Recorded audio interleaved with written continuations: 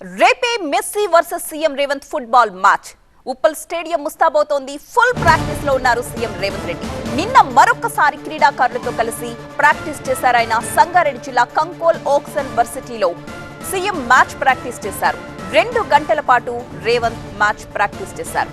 Football దిగ్గజ player Messi football match కి సర్వం సిద్ధమైంది. రేపే ఉప్పల్ స్టేడియంలో ఈ మ్యాచ్ జరగబోతోంది. పాస్ లేకుంటే స్టేడియంలోకి అనుమతి లేదని రాచకొండ పోలీసులు ఇప్పటికే చెప్పడం జరిగింది. ఇక ఈ నేపథ్యంలోనే ఉప్పల్ స్టేడియం దగ్గర రద్దీ నెలకొనకుండా పోలీసులు కట్టుదిట్టమైన ఏర్పాట్లు చేస్తున్నారన్నారు రాచకొండ కమిషనర్ సుధీర్ బాబు.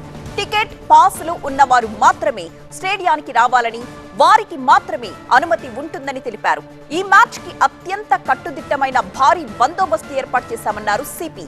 అటు డీజీపీ శివధర్ రెడ్డి కూడా మ్యాచ్ ఏర్పాట్ల మీద సమీక్ష నిర్వహించారు. ఇది పూర్తిగా ఒక ప్రైవేట్ కార్యక్రమం. సీఎం రేవంత్ ప్లేయర్ హోదాలోనే మ్యాచ్ కి హాజరవుతున్నారు.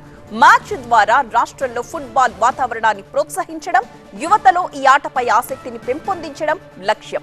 ఈ ఈవెంట్ హైదరాబాద్ ని అంతర్జాతీయ స్పోర్ట్స్ హబ్ గా మార్చడంలో మైలురాయిగా నిలుస్తుందని నిపుణులు అంచనా వేస్తున్నారు.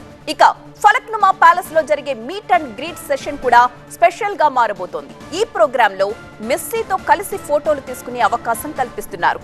ఒక్కొక్క టికెట్ ధర 10 లక్షల రూపాయలుగా నిర్ణయించారు.